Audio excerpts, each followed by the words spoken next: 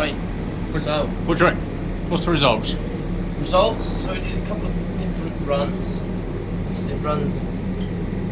These are our fourth gear runs. So our best run in fourth gear was 117 horsepower and 54 pound-foot newton meters,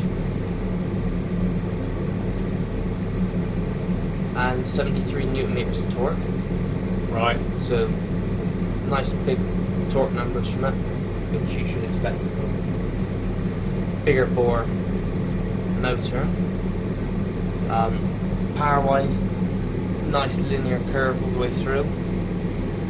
So then I did a run in fifth gear and sixth gear, which about the same power for each gear. So if you take top gear and fourth, there's a slight increase in power between the top gear and fourth. So it tells me that there's a small difference inside the ECU in mapping wise, but the throttle response of it is quite good for a fly-by-wire system.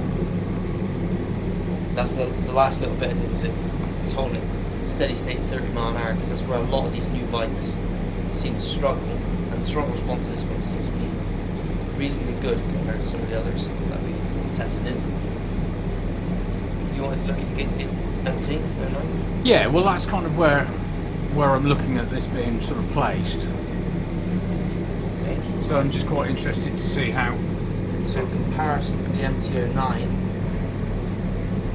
we'll take your one from a couple of years ago, all standard. Yeah. So the MT makes a lot more mid-range, which is the red run you can see here. Yeah, got But it. the Triumph obviously revs a lot more, but the peak horsepower number is higher. When I look at that over torque, so torque-wise, the MT-09 makes 10 newton meters more of torque.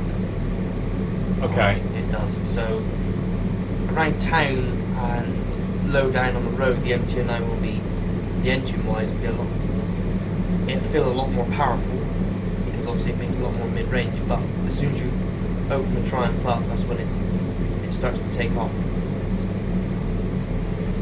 So basically, it's around 8,000.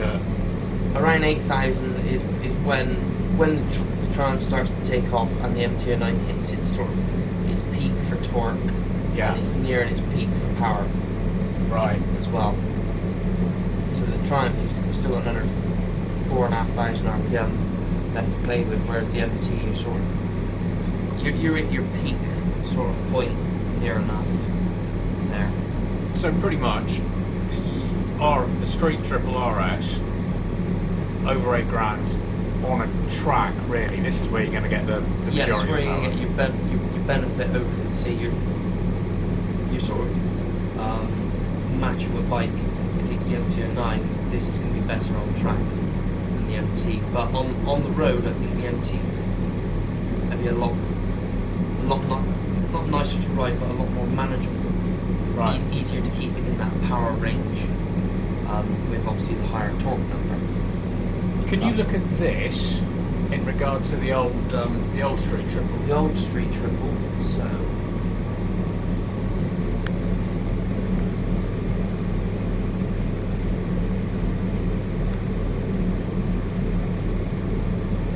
that'd be the when did they bring it? The 2013. There we go.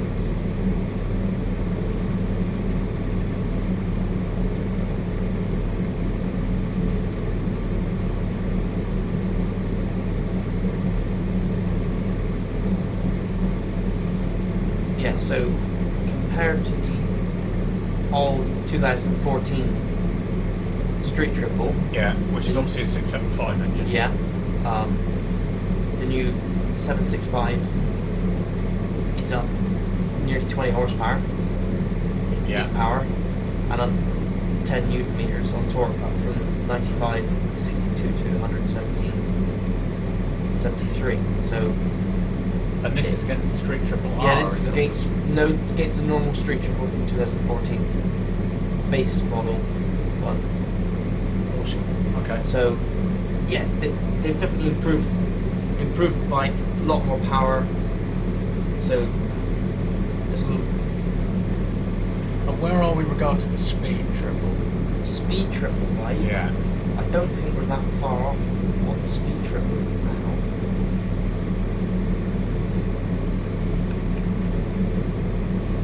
So this is the Speed Triple R 1050. Yeah, 2016 model. Right. Right, so yeah, you can see.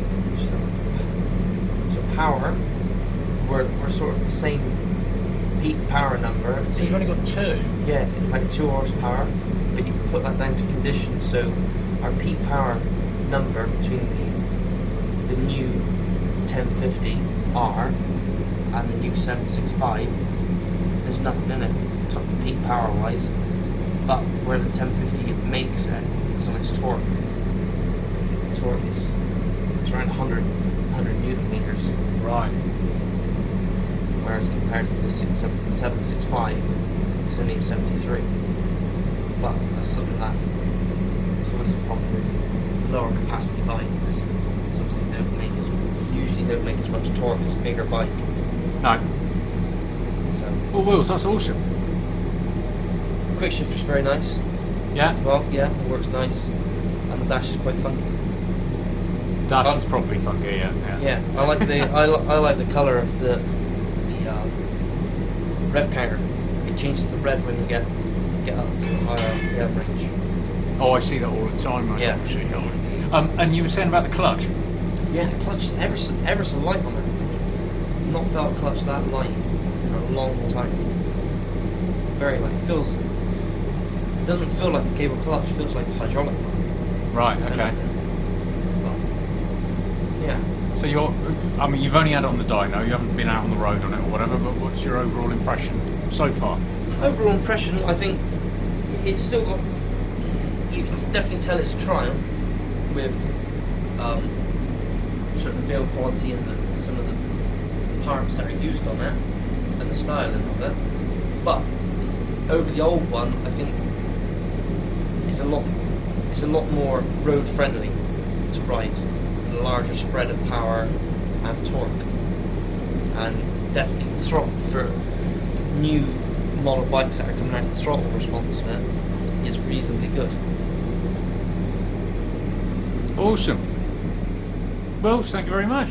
Can I have it back now?